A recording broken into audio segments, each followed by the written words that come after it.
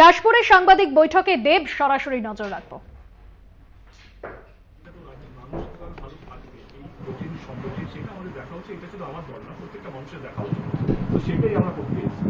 দাদা আপনি অভিনেতা, হিরণ অভিনেতা, দুজনেই দুই রাজনীতিতে। কালকে হিরণ গিয়েছিল, এক কথায় রাজ্য সরকার বা আপনার উপরে একটা মানে তীব্রভাবে কটাক্ষ করেছে দেরি করে আসার জন্য, বা ওই মানুষের সমস্ত দায়ভার নিতে হবে, স্থায়ী সমাধান করতে হবে, এই টাকা দিয়ে দিন, এই বিষয়ে হিরণ গিয়ে লাভটা কি? হিরণ গেছে, আমি আগে আমি যাই নাকি ছবি তোলার জন্য যাই।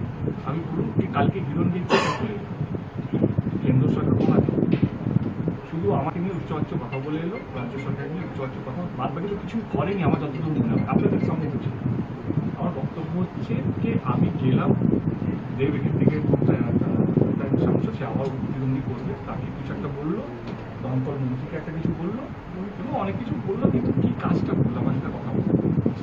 আমরা এটা এমন একটা সময় যেখানে হাজারখানেক মানুষ ডাইরেক্ট ইনডাইরেক্ট তারা তাদের চাকরি হারিয়েছে, এবং আমার মনে হয় ওনার তো দল খুব